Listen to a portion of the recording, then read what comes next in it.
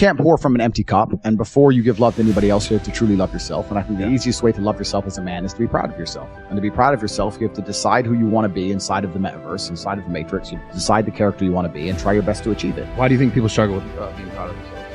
I think because they know they're failing. I think that most people failing in life know very well they're failing. And it doesn't matter what avatar you decide to absorb or who you decide to be. You can decide to be it, and you know true in your heart if you're giving 100% of your energy towards becoming it or not.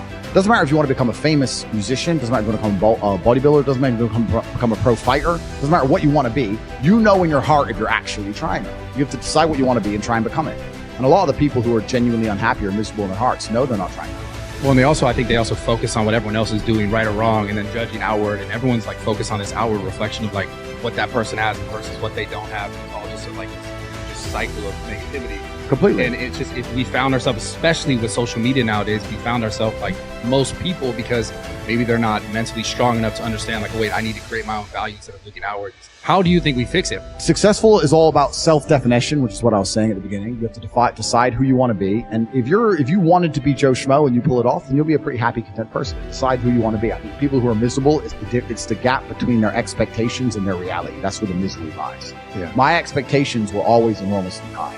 Even when I was a nobody, I knew I had to be filthy rich, kickboxer. At the age of 15, I knew that if I'm the kind of guy that if I raise my voice, people are going to care. I'm not going to be the guy who starts shouting and everyone thinks it's funny.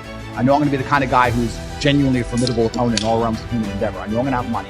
People who are miserable are the people who don't try hard enough to obtain it, because I actually believe, and this is another thing I'll say, I believe the universe is very giving. I think the universe and God himself is very giving. I've yet to meet somebody in all my years who's genuinely giving 100% of themselves day after day, doesn't snake anyone, firm handshake, look you in the eye, doesn't lie to nobody, and tries 100% but doesn't get what they want. I've never seen it. Every single person who doesn't have what they want, there's something in their story that doesn't quite add up. I've yet to see some guy have you ever seen a guy who eats right and trains his ass off and never misses a gym session, ever not grow? It's just, that's the way the universe works, right? So if you're truly about it and you're truly trying your absolute best, you're going to do it. And that's what I believe. I believe the universe is extremely giving. So when I meet somebody and they go, I really wanted this and I don't have it, I say, you didn't really want it. All like the successful people, most successful people in the world, would you say that all of them have like something in common in the sense of like some sort of hardship in their life? It's not. I mean, trauma is extremely important. And this actually goes back into answering the first part of your question, which is interesting. There's a study I read about stress. And it was saying that stress has a placebo effect attached to it. The placebo effect is extremely powerful. So they found some of the most stressed people in the world, and they split them into two groups. And they're all equally stressed. They all have a bunch of cortisol in their blood. People who believe that stress was bad for you and that stress can hurt you, and they believe those media articles, were dying earlier. They're having heart attacks and they're having stress-related illnesses. The people who believe the opposite, who just said, stress is part of being successful. I like stress. When I feel stressed, I do my best. It makes me anxious. It turns my brain on. I like being stressed. Lived longer than average. Point is, the same drug, how you look at it, how your body anticipates it, how you feel about it, affects the real world results. Which goes back into what you were saying earlier about the jealousy. You're saying people look on social media and they get jealous and it demotivates them. That's because they decide to be demotivated by it. Do you know what happens when I get jealous of somebody? I fucking beat them. If I look at somebody who has something I ain't got, I will take it from them by hook or by crook. Love it. I wish someone could make me jealous. It's hard now. I got everything. I wish I could look at somebody and go, fuck her. Would you say jealousy is the #1 bark for motivation? Well, I don't think motivation is a real thing. I don't believe in motivation as a concept. I think discipline is real, and I also think discontentment is real. And I don't think it's possible for anybody to stay in a scenario where they're truly uncomfortable. If you fall asleep on your arm and your arm really starts to hurt, even in the deepest sleep, you're going to wake up and move your arm. If you sit there and your life has been in a rut for 7 years, you are semi-comfortable in that rut. Sure, there's days you're pissed off. Sure, you're semi-annoyed by it. But there's also days where you just play video games, eat pizza, and you're kind of cool with it and it's no big deal. If you were truly unhappy and uncomfortable and discontent with your scenario, you wouldn't be in it. So I don't believe there's anybody who's truly... When I was broke, I couldn't sleep. I'm not saying that. Please understand me. When I was broke, I couldn't sleep. I'd be trying to go to bed thinking, how the fuck these people have Ferraris? I want a fucking Ferrari. I couldn't sleep. People aren't taught to be self-aware. People are taught to just like I said, look at that guy, what he has, and be mad that you don't have it. Or like, if something's going on with me, I don't want to look inside and say, what's actually happening with me? Why am I this way? Why am I the person that I am today? But I want to figure out deeply, how do you think a man, specifically in this case, is able to look at themselves more comfortably without holding the judgment, the fact that they don't have the stuff over themselves? Because completely, you're totally right. I think there's two answers to the question. One, I think a lot of it came from chess, because chess is the most ruthless game on the planet. And what chess will teach you, chess teaches you that if you lose, at some point you made a mistake. It doesn't matter if it's the smallest mistake. It doesn't matter if you just took too long to think to make the right move and you ran out of time on the clock. At some point you fucked up, you'd lose that game. It's 100% accountability with no luck. That's what's so important about learning chess. That's the first thing. And the second thing is, you need to, as a man, adopt the mindset that absolutely everything that happens to you is completely and utterly your fault, whether it's good or bad.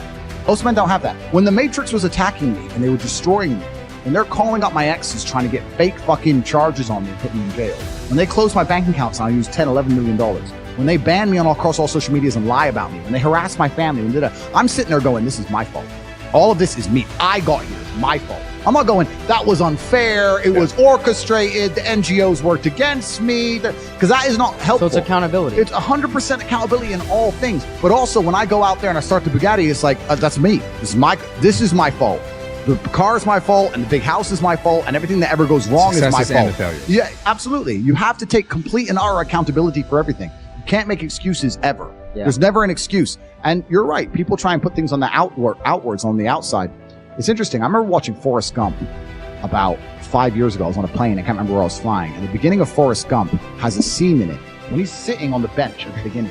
Think about Forrest Gump. He's sitting on the bench at the beginning, and there's a feather lands on him, and the movie begins. Yeah. What they're saying with that is Forrest is the feather, and life has just pushed him all over and put him in all these unusual scenarios. Life has directed him everywhere. Yeah.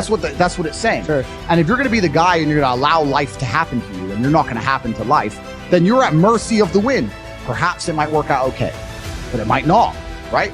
So you have to be the guy who goes, okay, the wind's blowing in this direction. Fuck them. I'm doing this. You have to come to life. You can't let life come to you, because if you let life come to you, then you're going to be living inside of a matrix and a system which is designed not for you to live your best life. It's designed for you to comply. How do you think men can build more confidence in deciding their life instead of just letting it be decided for them? Yeah, so they have to take absolute responsibility, which is the first thing. The second thing, they have to get competence, and competence is going to allow you to have confidence. You're not going to be good at shit if you're bad at shit. You have to be good at things. You're only going to be confident in things if you're good at things. I know what I'm good at and what I'm bad at.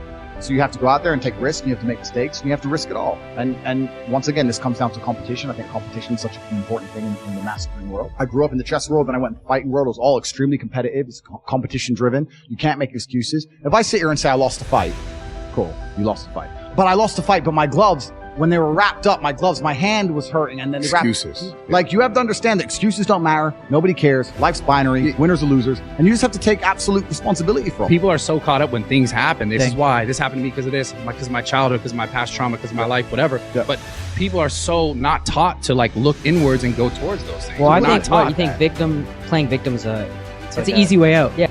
It's a laziness. It's an easy way out. It's a good excuse. And it also makes you feel better about yourself. Me and my brother have another thing we do. We do this all the time. If either of us are ever complaining about anything, we shut each other up and say, do you want therapy? If you don't want therapy, what are you talking about? The main reason people complain about things is to get a dopamine, right? I'm unhappy, but if I sit there and I complain about it and you give me a little bit of sympathy, I feel better. Dopamine. That's why they're complaining for dopamine. If someone comes to me and complains about something, the best thing I can do for them, because I'm a philanthropic, nice man, because I'm Mr. Nice, is tell them to get fucked. I don't care. Shut up. A lot of this comes down to your social circle. Because there's a whole bunch of guys out there whose friends accept excuses. If your friends will allow you to make excuses, you're going to make excuses. If your family let you make excuses, you're going to make excuses. You're going to complain and feel better. You got to be around killers who don't accept that shit. Let's say me and 3 friends, there's 4 of us, and we all decide to do 10,000 push-ups a day, and all of us do them except one. There's no words inside the human language, there's no sentence you could possibly construct, no matter how compendious or concise or how intelligent the man is, that will allow us to forgive him for failing. We don't accept excuses. That is it.